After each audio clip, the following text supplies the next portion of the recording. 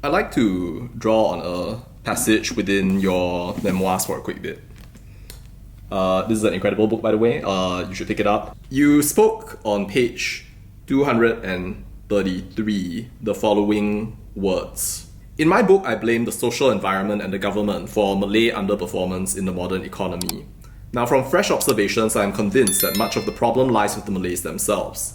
Unfortunately, too many of them still refer to my original analysis, and this is a reminder that this book right here was a product of the 1970s, and related solutions to overcome their disabling dilemma. And here, this is the last part I'll read.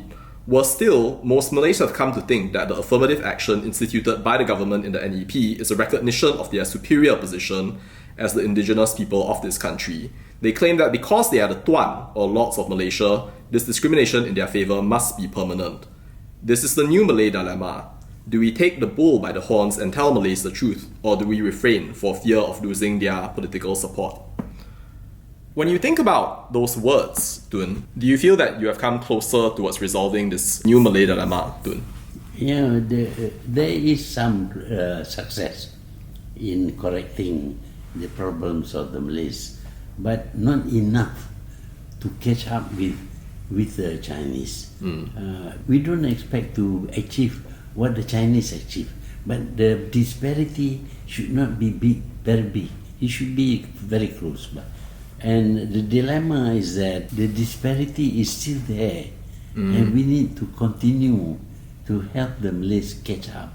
Like, for example, Malay families are poor. They cannot send their children to the university.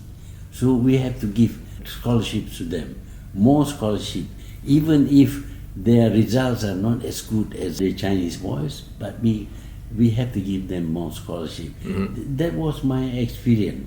When I went to study medicine in Singapore, I was the best Malay student, but I was far behind the Chinese and the Indian student. And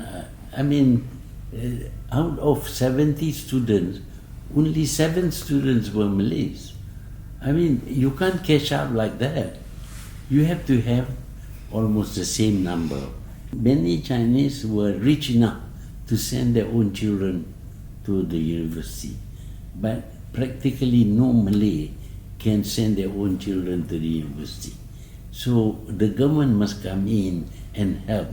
But when the government comes in and helps the Malays, especially those who seem to have a lesser result, not so good result in the examination, then the Chinese feel that you are not being fair. We have our problem.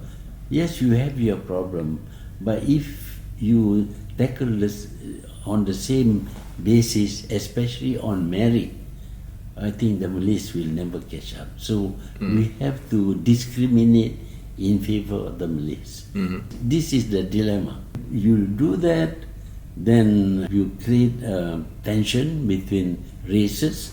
If you don't do that, the problem will get bigger.